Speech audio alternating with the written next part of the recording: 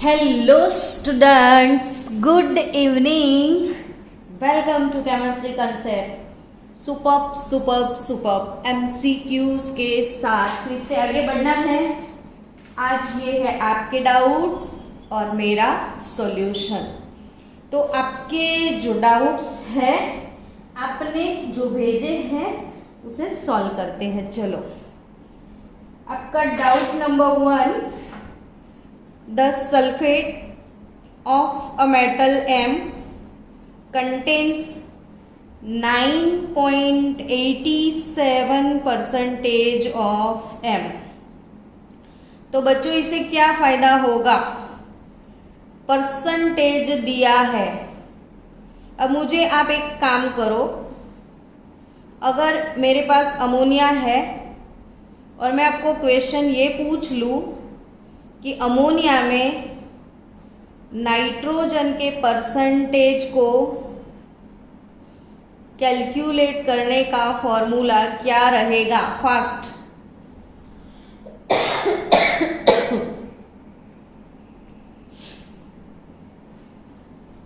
Ammonia में nitrogen के percentage का फॉर्मूला क्या होगा? कैसे कैलकुलेट करते थे अमोनिया में नाइट्रोजन के परसेंटेज, वो बताओ fast.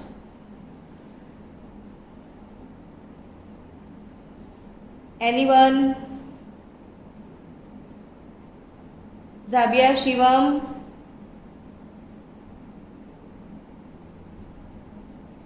Atomic mass of nitrogen divided by mass of ammonia. हाँ, बट एटॉमिक मास नहीं जाबिया, याद रखना mass of that element in that compound.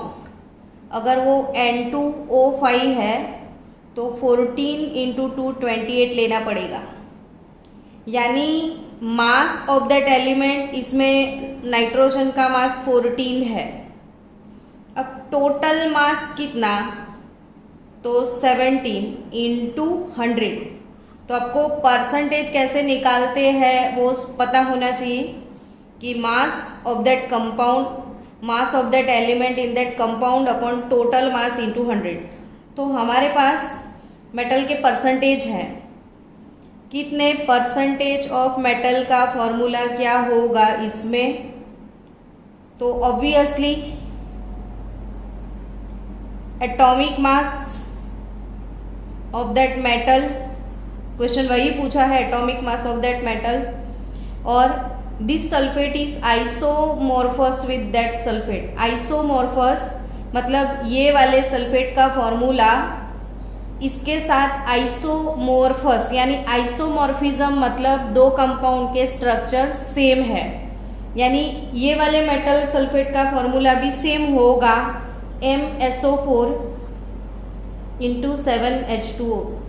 ये मेटल का सल्फेट इसके साथ आइसोमॉर्फस है, मतलब ये मेटल का फॉर्मूला MsO4 7H2O है, जिसमें सिर्फ एक ही मेटल है। तो atomic mass of metal upon molar mass of this compound into 100, सिर्फ इतना ही करना है। तो अब मोलर मास कितना? तो मान लो ये मेटल सल्फेट इंटू 7H2O का मोलर मास निकालना है, तो मेटल का मोलर मास नहीं जानते हो, M, सल्फर का 32, ऑक्सीजन का 64 और 7 इंटू 18। जरा फास्ट मुझे ये टोटल करके दो ना बच्चों।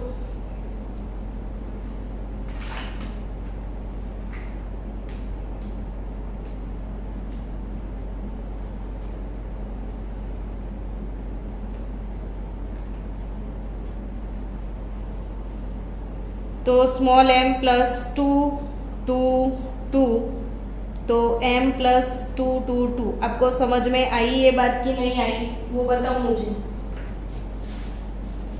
आप बोलते जाओ तो मजा आए। बच्चों मैंने सिर्फ आपको ये सिखाया कि कोई भी कंपाउंड में उसके परसेंटेज कैसे निकलते हैं। तो वो वाले कंपाउंड में उस एलिमेंट का मास अपॉन इसका टोटल मास इंटू 100। तो आपको मेटल सल्फेट में मेटल का परसेंटेज दिया है 9.87, ठीक है। फिर small m atomic mass of metal वो ही नहीं पता है, तो एटॉमिक मास ऑफ मेटल उसे स्मॉल m ले लो अपॉन इसका मोलर मास मेटल सल्फेट का, तो इसका एटॉमिक मास वैसे भी नहीं पता है, तो m सल्फर 32, तो ये आंसर निकलेगा m + 222 इंटू क्या करना पड़ेगा आपको 100, तो मेटल ऑब्लिक मेटल + 222 100 m कर लो, m into 100 is equal to बचा क्या 9.87, तो 100 m is equal to 9.87 m plus 222 into 9.87। जरा फास्ट आप सॉल्व करो ना इसको।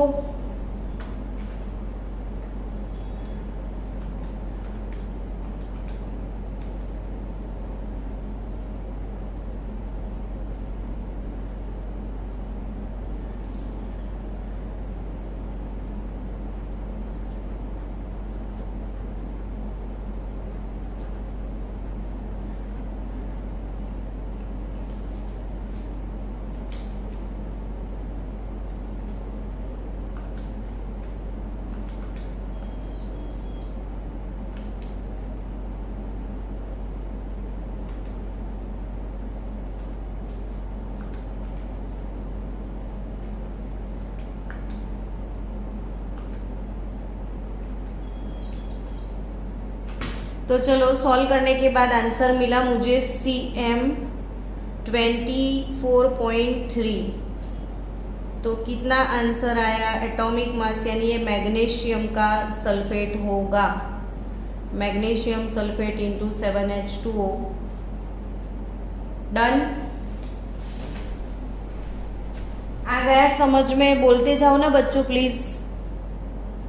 साबिया, शिवम, समझ में आया? चलो नेक्स्ट क्वेश्चन, ये भी मस्त क्वेश्चन है। 2 oxides of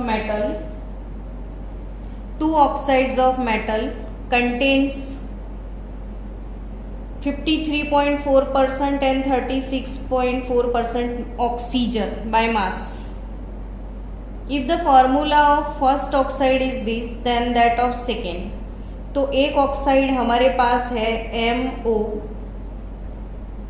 और दूसरा ऑक्साइड MXOY, जो हमें पता नहीं है कि ये क्या है। अब आपको करना क्या है कि फर्स्ट वाले ऑक्साइड में मेटल के परसेंटेज 53.4 है, तो ऑक्सीजन के मिल जाएंगे। तो ऑक्सीजन के कितने होंगे, तो 100 से माइनस कर दो 53.4, तो ऑक्सीजन के परसेंटेज हो जाएंगे 46.6। वैसे ही ये वाले ऑक्साइड में मेटल के परसेंटेज कितने हैं, तो 36.4 है, तो 100 माइनस 36.4 वो आ जाएंगे। सॉरी, वेट, मैंने एक गलती करी। आप लोग बोल भी नहीं रहे हो कि मैडम आप गलती कर रहे हो। ये दोनों मेटल ऑक्साइड है, इसमें इट कंटेन्स ऑक्सीजन, यानी ये ऑक्सीजन के परसेंटेज है और ये मेटल के है। मेटल परसेंटेज ये ऑक्सीजन परसेंटेज है, और इसमें भी 36.4 ये ऑक्सीजन के परसेंटेज है और मेटल के कितने हैं 63, यानी दोनों में मेटल के परसेंटेज निकल गए। ठीक है, अब आपको क्या सोचना है कि एक ऑक्साइड का फॉर्मूला दिया है MO, तो आपको कैसे कैलकुलेशन करनी है समझो बच्चों कि 46.6 ग्राम ऑक्सीजन इसमें है, 46.6 ग्राम ऑक्सीजन, और इसमें 36.4 ग्राम ऑक्सीजन, तो ये 63 पॉइंट। तो आपको डायरेक्टली यूज करना है कि ये ऑक्साइड MO है और इसमें मेटल के परसेंटेज 46.6 ग्राम है, तो 46.6 ग्राम मेटल है इसका मतलब कि 1 एटम ऑफ मेटल, ऐसा समझो इधर MO, तो एक मेटल एक ऑक्सीजन, ऐसा मतलब निकाल दो कि नंबर ऑफ एटम मतलब नंबर ऑफ M इधर 1 है, 1 मोल है, यानी 46.6 ग्राम मेटल होगा अगर, तो सिर्फ एक M होगा, एक एटम होगा। तो रिलेटिव एटम अगर इसमें कितना मेटल निकला है 63.6 ग्राम है, तो वो कितने एटम होंगे। समझ में आया? आपको किस तरीके से काउंट करना है फॉर मेटल ध्यान में दो बच्चों कि 46.6 ग्राम पे 1 मोल मेटल या 1 लिखोगे आप जो भी, तो 63.6 ग्राम पे यहाँ पे कितने नंबर आएंगे वो निकाल दो। तो 63.6 डिवाइड बाय 46.6 यानी आपका आंसर निकल के आएगा 1.36 पार्ट M होगा। ये समझ में आ गया।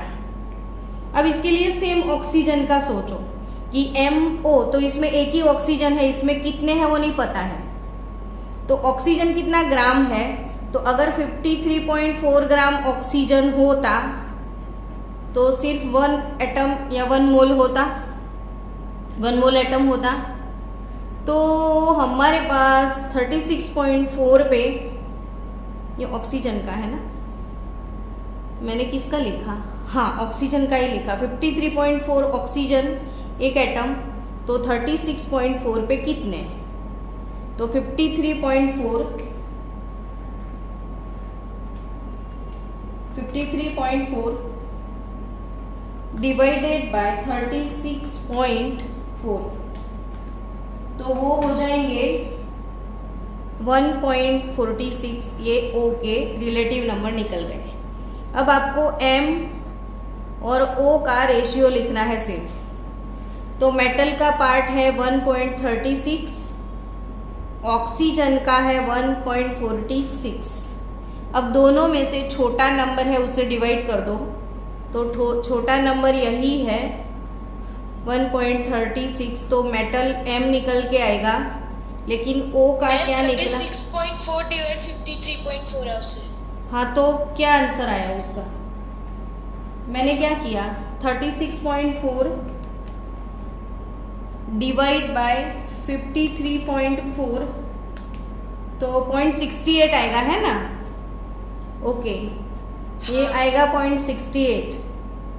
चलो, वही मैं बोल रही हूँ कि आप बोलो मुझे दोनों चीज एक साथ कैसे करनी, कैलकुलेट भी करना है और ये भी।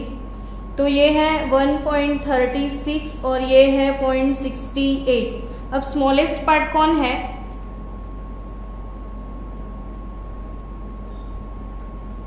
तो M रेशियो O निकालना है आपको। तो जो स्मॉलेस्ट नंबर है उससे आपको डिवाइड करना पड़ेगा, तो ये 1 निकलेगा, तो 1.36 डिवाइडेड बाय 0.68 कर लो, 1.36 डिवाइड बाय 0.68, तो वो आ जाएगा 2। तो I think your answer is M2O। जिसने ये डाउट भेजा है, आपका आंसर मिल गया आपको। अच्छा, आपको समझ में आया कि मैं फिर से समझा दूं, कि समझ में आ गया? समझ पड़ी गई। ओके, तो एक MO है, एक पता नहीं क्या है, दोनों में ऑक्सीजन के परसेंटेज थे तो मेटल के मिल गए।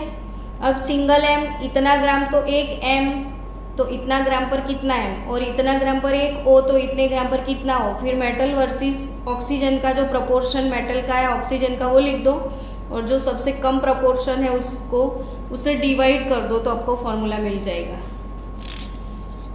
ये क्लास में एक बार करवाया था। चलो नेक्स्ट क्वेश्चन सॉल्व करते हैं। Equal volume of 0.1 molar AgNO3 and 0.2 molar NaCl, equal volume of 0.1 molar AgNO3 and 0.2 molar NaCl are mixed. The concentration of nitrate ion in the mixture. Okay, आपको nitrate का concentration निकालना है तो कैसे निकालोगे? देखो, 0.1 मोलर AgNO3 का solution है प्लस 0.2 मोलर NaCl का सॉल्यूशन है। अब सिंपल सी बात है कि दो चीज़ों को आप मिक्स करोगे, AgNO3 को और NaCl को, तो मिलेगा NaNO3 प्लस AgCl। तो मिक्सचर मिक्स करने के बाद बिफोर मिक्सिंग 0.1 मोलर AgNO3 है, 0.1 मोलर AgNO3 है, तो AgNO3 से आपको Ag प्लस NO3 माइनस 1 मिलता है। अब ये 0.1 मोलर है तो ये भी होगा 0.1 मोलर, ठीक है। ये 0.1 मोलर है तो ये भी होगा 0.1 मोलर। बट ये बिफोर मिक्सिंग की बात है। कोई भी चीज़ आफ्टर मिक्सिंग कैसे मिलता है? दो चीज़ों को मिक्स करो तो ऑब्वियसली एक फॉर्मूला मैंने सिखाया था कि पानी डाल के डाइल्यूट करते हैं तो हम हमेशा ये इक्वेशन यूज करते हैं, M2V2 M1V1 is equal to M2V2। अब M1V1 क्या है? तो बिफोर मिक्सिंग।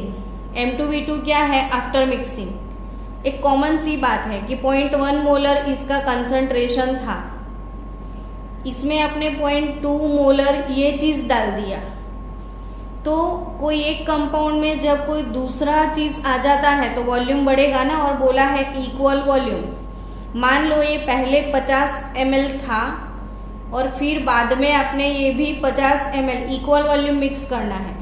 ये 50 ml है, ये भी 50 ml डाला तो वॉल्यूम डबल हो जाएगा। Simply super. मैंने इसलिए ये फॉर्मूला सिखाया कि कहीं कभी ऐसा हो कि इक्वल वॉल्यूम ना बोला हो और ऐसा बोला हो 20 ml के साथ 30 ml मिक्स किया, तो फिर आपको, नहीं तो मैं डायरेक्ट सिखा देती अभी कि इक्वल वॉल्यूम बोले तो और कुछ नहीं करना है, कंसंट्रेट वॉल्यूम डबल होगा तो कंसंट्रेशन हाफ हो जाएगा। सिंपल बात है कि ये 0.1 मोलर है तो ये 0.05 मोलर आ ही जाएगा।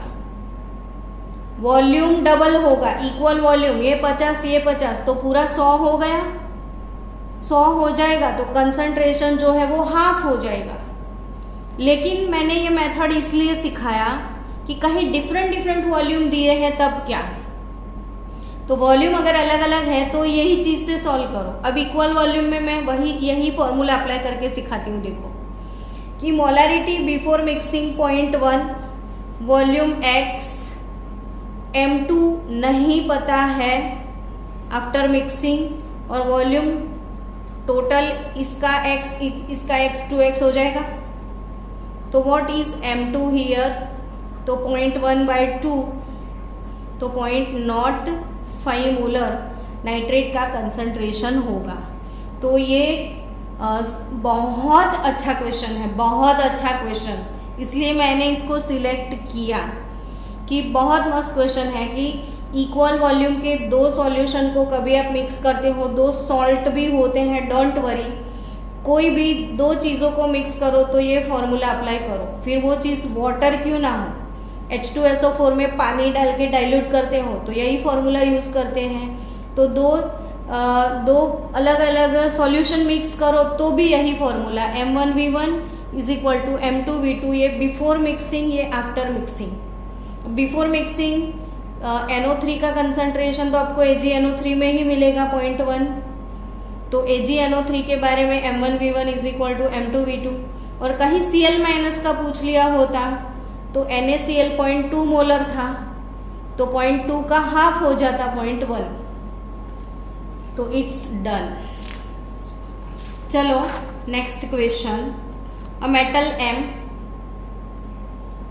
ऑफ इक्विवेलेंट मास E, कोई मेटल M है जिसका इक्विवेलेंट मास E होता है, और इक्विवेलेंट मास होता है एटॉमिक मास अपॉन वैलेंसी होता है, ठीक है।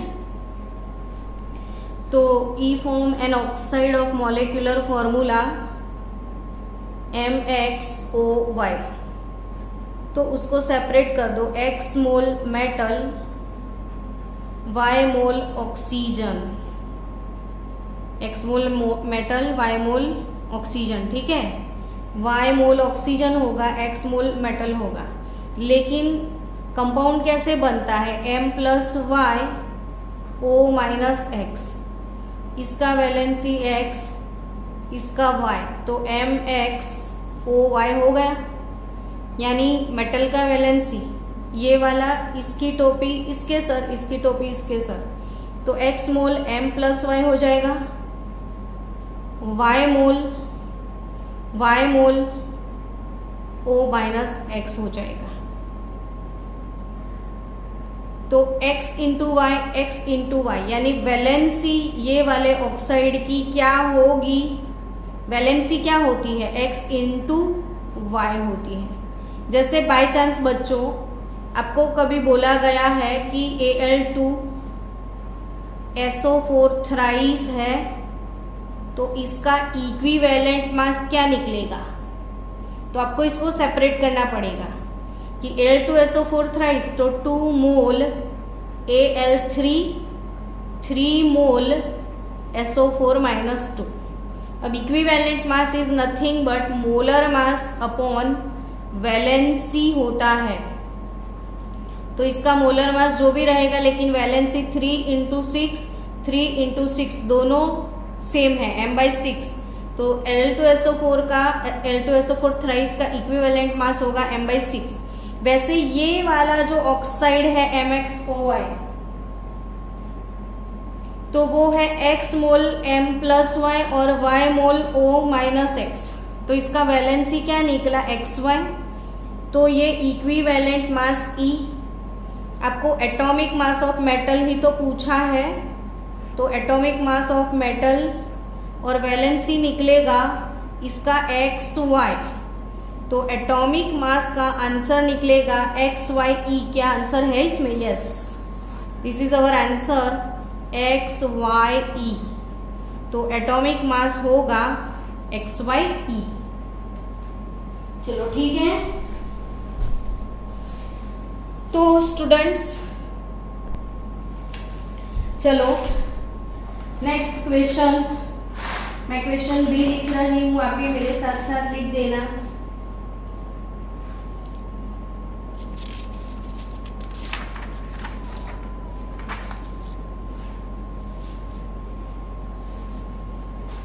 (2001) का क्वेश्चन है, 2001,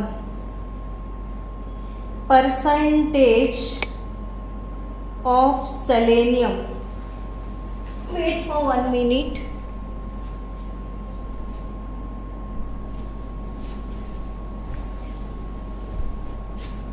percentage of selenium in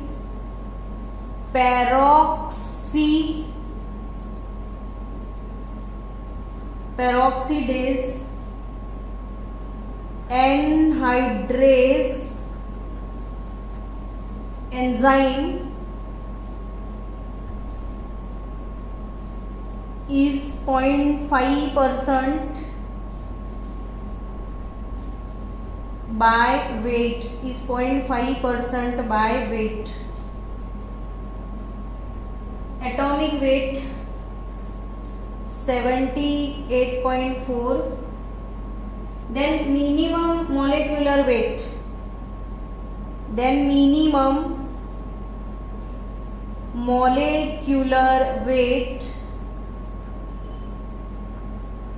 minimum molecular weight of this enzyme is. अब ये क्वेश्चन है बहुत सिंपल सा, लेकिन ये वाला क्वेश्चन टू टाइम पूछ लिया है. ये मैंने 2 टाइम देखा है नीट एग्जाम में. एक बार सल्फर का था सेलेनियम की बदले. तो ये वही फंडा है परसेंटेज वाला कि percentage of selenium in peroxy anhydrase enzyme is 0.5% by weight. अब परसेंट का फॉर्मूला क्या लगता है? तो atomic mass upon molar mass, और इसमें मिनिमम बोला है तो सिर्फ एटॉमिक मास ले लेना इंटू 100, इतना ही करना है. तो ये है 0.5. एटॉमिक मास ही तो नहीं, एटॉमिक मास दिया हुआ है 78.4. मोलर मास निकालना है इंटू 100, इतना ही करना है. तो m is nothing but 78.4 into 100 upon 0.5 यानी 5. तो ये हो गया 10. सिर्फ 2 से मल्टीप्लाई करो, आपका आंसर आ जाएगा 1568.10⁴ आपका आंसर आ जाएगा. तो ये एक अच्छा क्वेश्चन है, आपको याद रखना है. चलो नेक्स्ट क्वेश्चन है. Next question, number of moles of MnO4. Number of moles of MnO4 minus, number of moles of MnO4 minus required to oxidize 1 mole of ferrous oxalate, 1 mole of ferrous oxalate. Completely बोला है, हाँ ध्यान से समझना. Completely in acidic medium will be. तो number of moles of MnO4 minus required to oxidise 1 mole of ferrous oxalate. चलो मस्त question है. Number of moles of MnO4 minus required to oxidise 1 mole of ferrous oxalate. अब ferrous oxalate, ferrous यानी Fe+2 और oxalate ligand मैंने C2O4-2, ये oxalate है.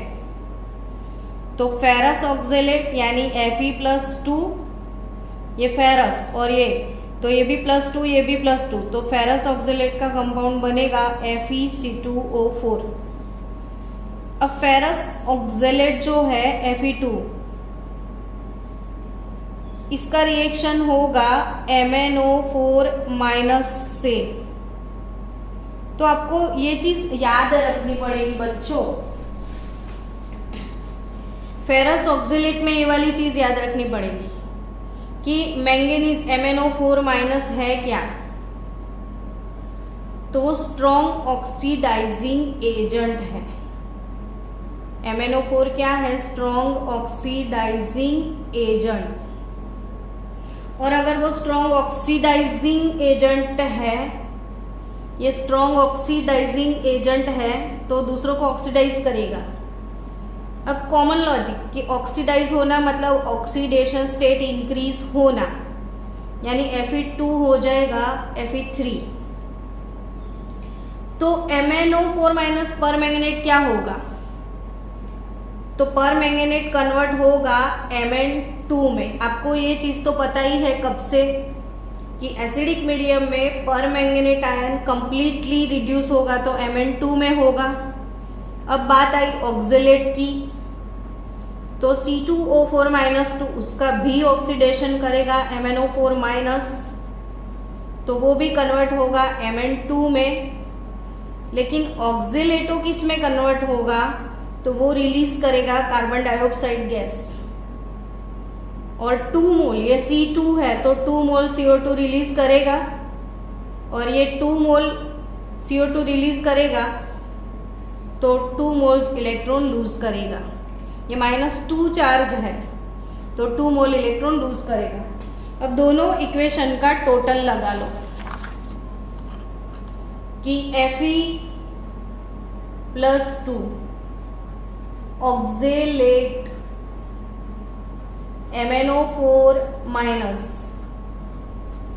Mn+2 में आएगा और ये ऑक्जेलेटो CO2 में आ जाएगा। अब आपको सबके ऑक्सीडेशन स्टेट लिखने हैं 1 बाय 1। Fe का 2 है, C2O4 में 2x -4 2 8 = -2, तो 2x = -2 + 8 यानी 6 हो जाएगा। तो x = 3, x = 3।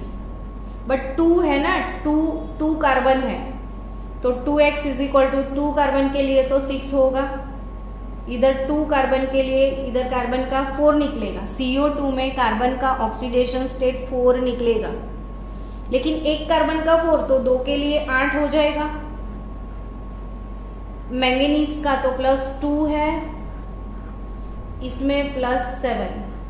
अब देखो किसका किसका ऑक्सीडेशन हुआ, तो Fe का हुआ, मैंने Fe तो इस साइड लिखा ही नहीं, Fe3 तो Fe का +3 हो जाएगा। तो Fe से Fe2 से Fe3, Fe2 से Fe3, तो ये 2 से 3 इंक्रीज बाय 1, ये 6 to 8 इंक्रीज बाय 2, तो टोटल इंक्रीज बाय 3 हो गया,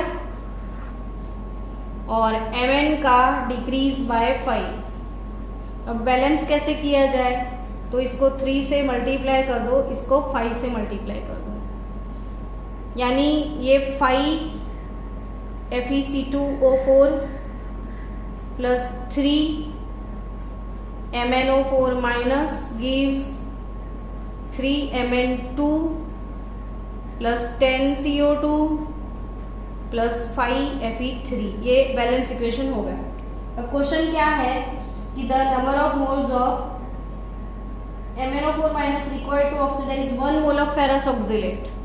अब ये 5 मोल फेरस ऑक्जेलेट है, तो 5 mole ferrous oxalate for complete oxidation it requires 3 moles of permanganate।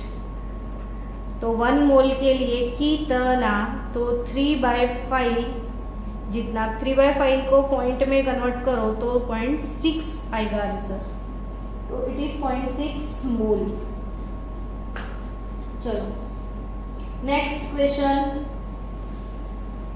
NEET का और एक मस्त धमाकेदार क्वेश्चन है, उसे भी सॉल्व करते हैं। चलो क्वेश्चन है 2005 में पूछा था, 2005 का क्वेश्चन है कि the mass of carbon anode consumed, the mass of carbon anode consumed, the mass of carbon anode consumed in the production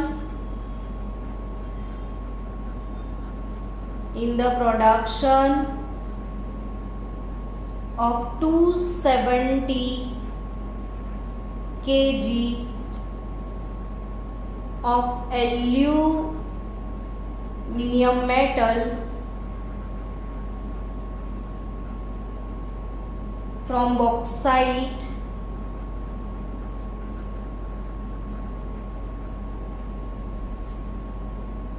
by Hall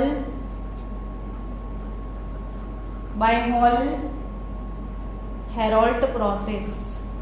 तो हॉल हेरोल्ट प्रोसेस के अकॉर्डिंग क्वेश्चन बहुत मस्त है, बहुत मस्त, कि the mass of carbon anode consumed in the production of 270 kg of Al metal from bauxite by Hall process.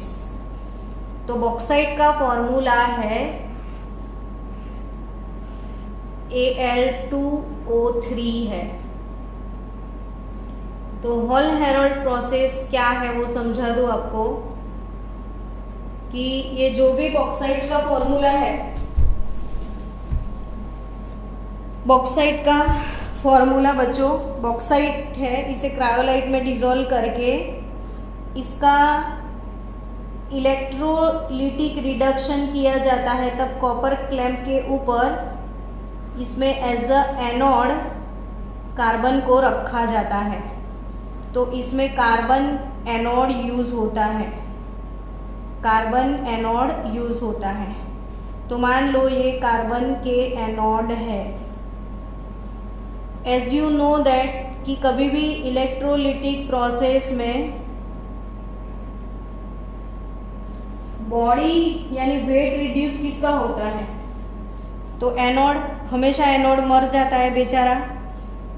तो Al2O3 जो भी है एल्यूमिना और कार्बन का एनोड, तो इसमें एनोड कैथोड रिएक्शन क्या होते हैं वो समझते हैं। एनोड कैथोड रिएक्शन, तो आपके पास कैथोड, कैथोड पे हमेशा मेटल डिपॉजिट होगा, यानी Al2O3 से एल्यूमिनियम मेटल जो है वो कैथोड पे डिपॉजिट होगा। ये इक्वेशन आप लर्न कर लेना, चैप्टर नंबर 6 मेटलर्जी जो है उसमें हॉल हेरोल्ट प्रोसेस है। तो वही प्रोसेस मैंने समझा दी आपको कि हॉल हेरोल्ट प्रोसेस है क्या, कि जो एल्यूमिना है Al2O3 बॉक्साइट जिसे बोलते हैं, उसमें से एल्यूमिनियम को निकालने के लिए इसका इलेक्ट्रोलिटिक रिडक्शन होता है। तो जिसमें एल्यूमिना को क्रायोलाइट में डिसॉल्व करके ऐसे सॉल्यूशन बनाया जाता है। फिर ये जो पूरा वेसल है इसमें ग्रेफाइट का लाइनिंग लगता है और इस वेसल को कैथोड बनाया जाता है, यहाँ से एल्यूमिनियम निकल जाता है। तो कैथोड पे एल्यूमिनियम डिपॉजिट होता है Al+3। अब कैथोड इक्वेशन हमेशा सबको आता ही है कि Al+3 3 इलेक्ट्रॉन गेयर करके Al बनाएगा, लेकिन एनोड कार्बन के इसमें रहते हैं। और आपके क्वेश्चन में giving only carbon dioxide, giving only carbon dioxide ये की कंडीशन रखा है।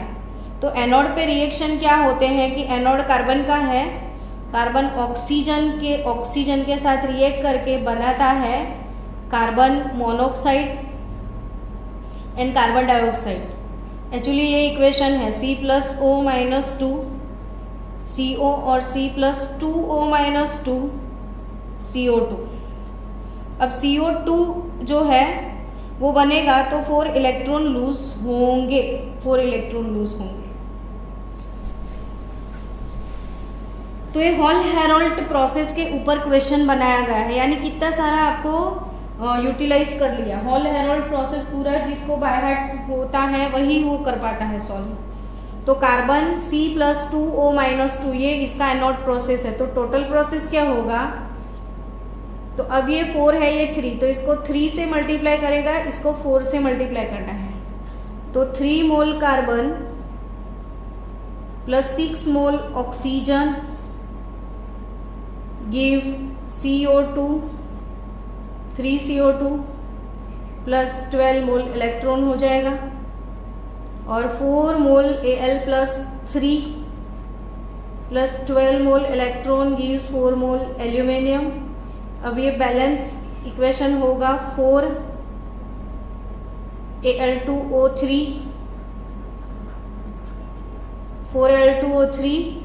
3 mole carbon gives 3 mole carbon dioxide plus 4 मोल एल्यूमिनियम, ये इक्वेशन होगा एक्चुअली। तो यानी बच्चों स्टोइकियोमेट्री के हिसाब से देखा जाए तो Al2O3 का आपको मास निकालना पड़ेगा। Al2O3 का मास कितना निकलेगा, तो 2 इंटू एल्यूमिनियम 27 होता है और ऑक्सीजन 16, तो ये हो गया 48, ये 54, तो 8 प्लस 4 12, 5 प्लस 9 5 प्लस 4 9 प्लस 1 10, 102।